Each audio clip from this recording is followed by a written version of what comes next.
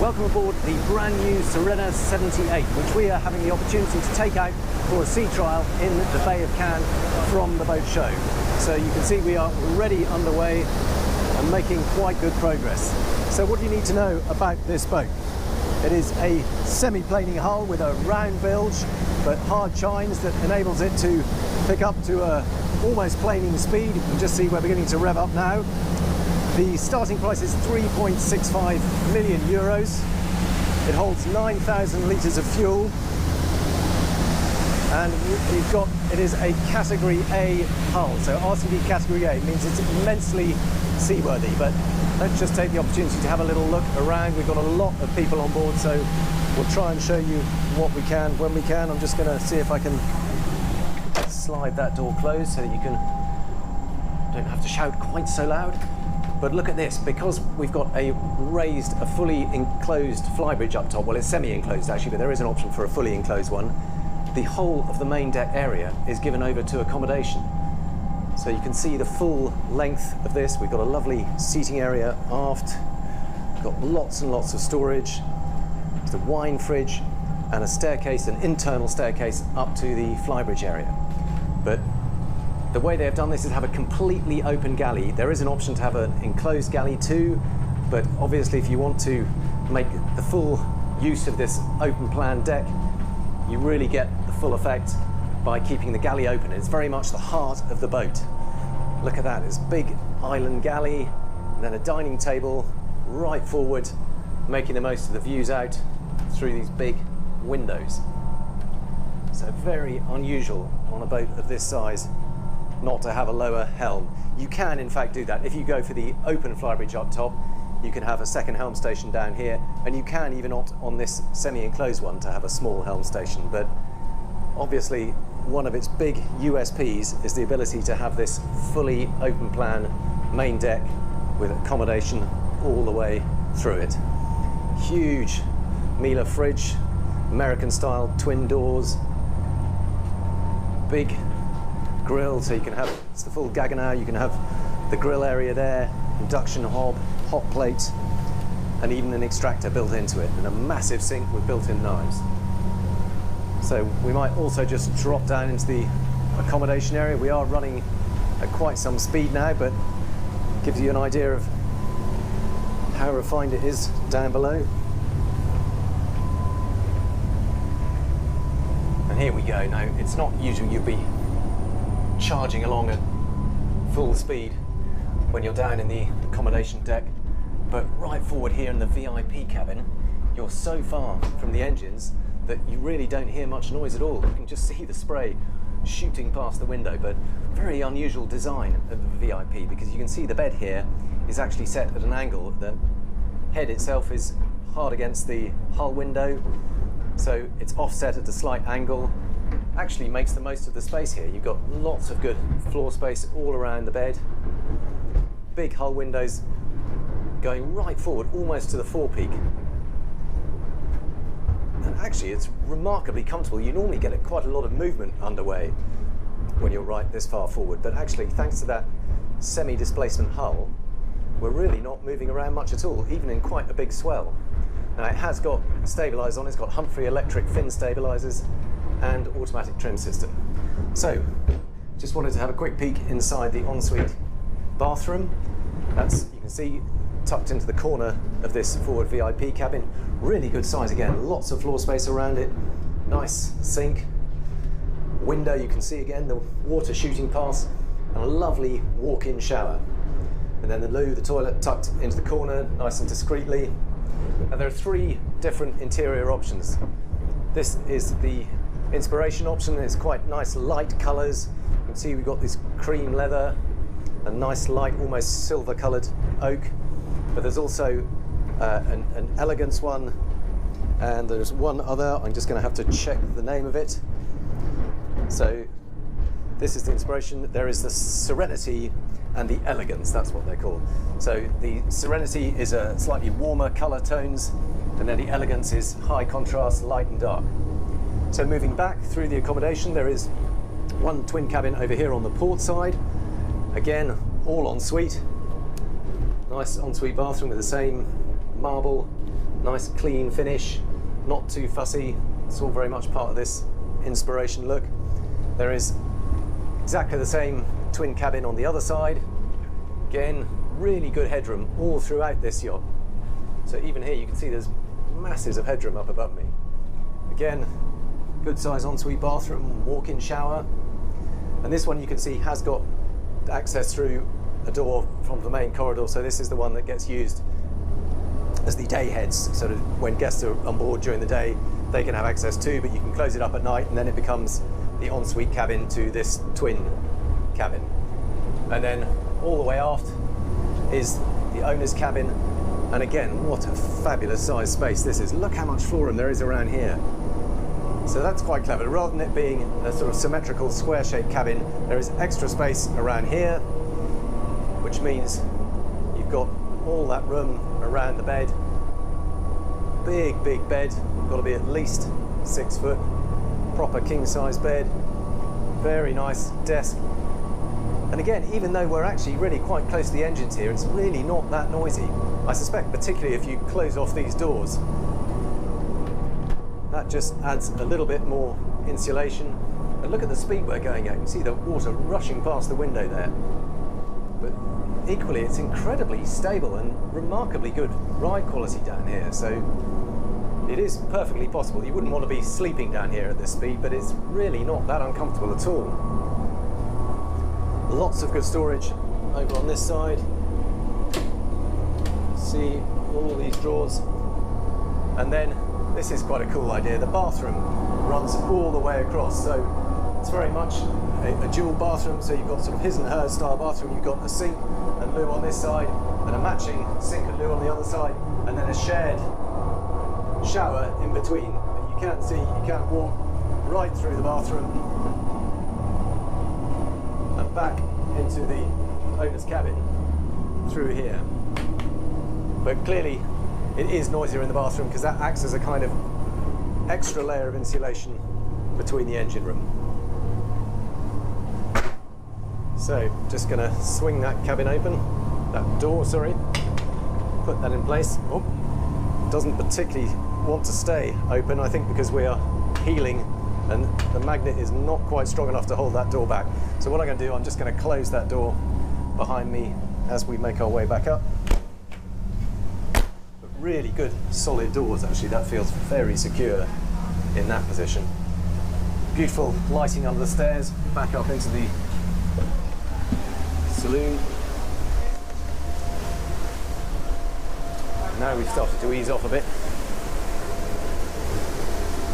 And I'll just show you how this staircase leads up to the enclosed flybridge. Actually, it looks a bit busy up there, so I'm going to wait until that clears out and then we'll go and have a look up there. So this boat is fitted with twin 1550 horsepower engines. The standard setup is twin 1400. Big traditional shaft drive. And that's what gives it the power to rise up on their chine so that it's effectively or very nearly planing. But it takes quite a lot of power to do that. And that's why you need a 9,000 litre fuel tank. But these are the external stairs to the flybridge. And you can see now this semi-enclosed effect. So you've got these big windows either side that drop down, huge open sunroof, and you can't have another set of doors closing it off here. It's a little bit breezy with the windows open at the moment, but we'll see if we can show it when it's a little bit emptier too. So I've got a brief opportunity to have a go at the helm, see what it feels like. First reactions are you get a very impressive view from up here. You've got these wraparound screens, great view out on all sides. There's a few too many people behind me, but normally you'd have a very clear view aft too. And quite heavy steering actually, slightly artificial feel, but it gives you some kind of feeling of the weight and solidity of the boat, so perhaps that's no bad thing. So at the moment we are just cruising along very nicely. We're pulling 1500 RPM. We've got a speed of 12.9 knots. This is a really comfortable cruising speed, and because you're so far removed from the water and the engines, it feels very calm and civilized too, so it's quite happy just tootling along. You could do this all day, no problem. We've got the Humphrey electronic stabilizers switched on. We've actually got about 27 people on board, most of whom are up here, so they must be struggling a bit. But you could easily cruise comfortably at this kind of speed. Let's bring the revs up a little bit. Now, one of the things I've noticed is it's quite hard to see the revs when you're sitting down, so you probably need to stand up to get a better view of that and give you a bit more view forward. So let's pick up the revs. We're now pulling 1900 RPM. Just let the speed build up a bit. So we're now doing 18.5 knots, 19 knots. Fuel burn is reading 190 litres per hour. Oh, and we've got a helicopter on our bow as well, just to add a bit of excitement. Now, you do feel quite aware of the weight and the height of this boat. It's obviously perfectly safe and very stable, but you are quite aware nonetheless. Let's pull it up to, let's go full revs just to see what speed it will get up to. Put those big engines to the test. And again, you're so removed from the action that you don't necessarily notice what speed you're doing. Amazingly, we're doing 24 knots now. And I think we're still building speed. So we're now up to 25 knots, more or less flat out. It should pull a few more revs, but perhaps we've got half full fuel tanks and we've got a lot of people on board. And now the helicopter is actually below my sideline. That's really quite a scary view. They are amazing, honestly. So now we're pulling 25 knots. Fuel burn is up to 305 litres an hour. We'll have to check whether that's for one engine or two. But let's try and put it into a turn and see what happens. So now we're putting on a bit of lock. Those stabilisers are obviously doing their thing. We're certainly not leaning into the turn like you would on a sports boat. There's a little bit of outward turn, but actually it's very, very stable, very flat. That's impressive because there is a lot of weight up here. Now there's just a little bit of lean, slightly exacerbated. We've also got a bit of a weight to deal with, but it's actually turning around quite neatly. And I'm pleased to say it does feel surprisingly stable for a boat of this height and this weight. And I think that is one of the benefits of a semi-planing hull, is it feels very solid, very secure, and there's absolutely no sign of any slamming. We've just been through a bit of a weight there, and no slamming at all, very comfortable, just a little bit of a roll as it goes through it. But it does feel impressively stable. And it eased the speed off again a little bit. But what is surprising is just how unaware you are of the speed. It just doesn't feel like you're doing 25 knots. On a planing boat, you'd know about it because you'd be bashing through the waves a bit and be more aware of it. But you're so far removed from the surface, from the engines, and with that big semi-displacement hull, it's very comfortable. So here we are now, we're back down to 16 knots, very civilized. Just bring it down a little bit further, 15 knots, just to see what kind of fuel consumption we get at a slower cruising speed. So here we go, we're down to 1400 RPM or 1450 RPM, doing 12.8 knots, and now the fuel burn is below 100 litres an hour. It's just 95 litres per hour. So there you can see you've got a full cruising range. You don't have to stick to a particular speed. It's not like it's much more comfortable either below planing speed or above planing speed. You can choose whatever speed you like and it will sit very comfortably at that. Now, one of the joys of these trawler yacht style designs is these really wide protected side decks. So you can see there is an overhang that protects the side decks. We've just got the fenders popped up on deck at the moment, but it does mean that it feels very safe and easy to move. So even though we're underway, we're probably doing 15, 16 knots, it feels perfectly safe and easy to move along these wide side decks. Lovely teak capping on them. Just have to step over that fender. And you can see they're cut away below here, so you do get a view out from the saloon. And then you come up to this lovely foredeck area. So look at this for a wonderful space. Big sun pads, these rather lovely pop-up lights. The sun is just beginning to dip a bit lower on the horizon. A little bit of spray coming over through there. I've come up at just the wrong time. Somebody's obviously doing their handling tests. But again, like I said in the fore cabin, even though we're at speed and right at the front of the boat, it's got such a good solid hull that it just doesn't feel like it slams at all. The movement is quite gentle.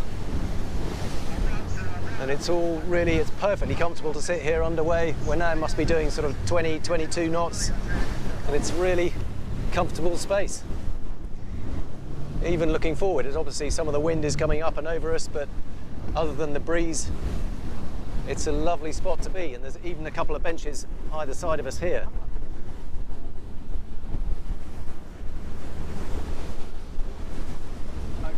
And there's that big semi-enclosed flybridge up top. Just see, walk down the other side. But even though we are now probably at full speed, probably doing 25 knots, we can still make our way down this side deck into the safety of the cockpit again. So, there we go. That's quite a fine way to spend an evening in Cannes. I'd say it is a little bit noisy in this aft cockpit when you're really motoring along. Probably a little bit quieter to be up top. I thought I'd just point something out on board this boat, because we're now cruising back to harbour at probably a comfortable 12 knots or so. And I thought it was interesting to see that the crew had already laid up the table for dinner. So you can see they obviously have confidence that we're not going to be rocked about. We've got big wine glasses, all the plates, the crockery, everything laid out, because they're so sure that even underway, even with a bit of a swell going on outside, nothing is going to shift. And I think that speaks volumes about this boat. You wouldn't dare do that on a planing boat. But look at that. Dinner is served. The wine glasses are out. You could probably even put the wine in them and it still wouldn't spill. And here is this rather fancy sort of kitchen island with Gaggenau worktop. You can see integrated controls for all the hobs. You've got a teppanyaki grill, you've got the induction hob, and then a traditional electric grill for searing your steaks.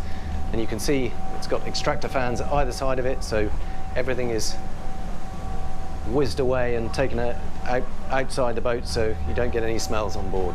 And then this huge sink here, making the most of this lovely view out, and they've got an opening section there, so again just helps with ventilation through the boat. And this is rather neat too. You can see we've got integrated covers, we've got a strainer for the sink, we've got a chopping board, knives integrated into the chopping board. Really thoughtful details. Pull out tap for spraying down the dishes.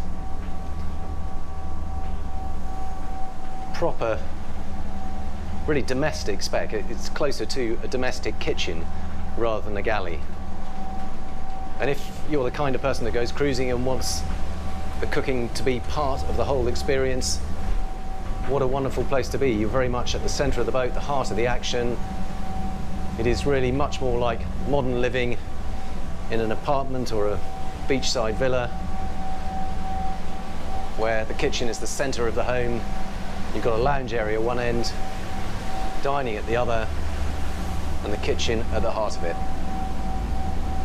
Really unusual layout, but I think it will work really well. Certainly if you're the kind of family that go cruising all together, you're quite happy for it all to be open. You may or may not have crew. It's small enough to drive it yourself. You probably would want crew to help out, but get the impression that whoever owns this boat wants to actually cook for themselves too. So even though this boat is on shafts, you can see it does still have a joystick, and the captain here is very skillfully reversing it into our berth space, just using little gentle nudges and twists of that joystick control. So big old shaft drive engines, but very careful control. It's also got the bow and stern thruster, and using those in combination with the joystick, it's just very tidily, very gently backing it into our space. Neatly done. So now the boat has started to empty out, I wanted to show you how this main deck connects with the flybridge. So there's this internal staircase here that leads up to this semi-enclosed flybridge area. Now you can have this completely open if you want and have it as a conventional open flybridge, But really, one of the big USPs of this boat is having this semi-enclosed flybridge. So you can see there are huge side windows down here that open and close. We've got buttons here. It's open at the moment, but if you press that button, you can see the side windows coming up, and they are absolutely massive windows. Makes a huge difference. So we'll close up this one and leave the other one open just so that you can see the difference. But clearly, with that window closed, you've got fully enclosed screen. There's a big overhead sunroof. You can see this is a fabric sunroof, but creates a really huge opening. And then this lovely helm station up here. So on this particular boat, because we've got that open plan main deck with no helm down there, this is the only helm station, but because it's enclosed, it's absolutely fine. You've got all the weather protection you need. This camera here is brilliant. It gives you a view of the stern platform. So when the captain was bringing us in just now, he was just using the joystick, the thrusters, and that view of the stern platform to see exactly how close he was to the quay. It was very neatly done. 3 relatively small screens. I'm sure you could spec bigger ones if you wanted to. And then the engine control, the burning engine control systems, and the Humphrey zero-speed stabilization. So those are electric fins linked to electric trim tabs, and they work together to provide the stability. Now, really nice bar area here. You can see this is fully equipped. We've got a fridge under here. There is an ice maker over here, a little sink under here. So quite an unusual place for us to have that right at the forward end of the flybridge, but it actually works rather nicely because it creates this bar area here where guests can sit, and because you've got those opening windows, you get the best of both worlds. You can have it closed off or you can have it open, and you can sit there drinking your cocktail or having breakfast. Then there's a lovely seating area further aft. Again, freestanding furniture everywhere. The boat is so stable and so solid that you don't need fixed furniture, and it just gives you greater versatility. You can spec the kind of furniture you want, put it where you want, arrange it where you want. And then moving further aft, there is an open aft deck and this rather lovely Kenyan grill here. So everything you need to actually spend most of your time up here during the day. And then a big open aft deck. Again, you can have sofas, you can have sun pads, and over on this side, just more storage. But this is where you can have doors, so you can spec doors here too, and then completely enclose the whole area. So effectively there are 3 options. There's this semi-enclosed version with an open back, but fully enclosed up front. You can have fully enclosed at the back too, with doors across, or you can have it as an open flybridge with just a hardtop sunshade over it. So lots of different options, and a lot to be said for both, but I think this will be the most popular because you kind of have the best of both worlds with that huge sunroof, those drop-down windows, helm position up here, leaving the main deck free for open plan, kitchen, sitting room, dining area. I think it works really nicely. And then you've got these steps down into the cockpit, and notice again how wide this is. Often you get quite pinched staircases leading up to the flybridge, but this is really wide, gently sloping, and curved round, so that it's very easy just to walk up and down. So let's finish up the tour back on this wonderful foredeck area. Now that we're back in the berth, everybody has moved off and left the space vacant. So that is the Sirena 78. I hope you enjoyed getting out on the boat and actually seeing what it's like on the water, as well as just a tour in the berth. Thank you very much for watching, and I look forward to catching you on the next one.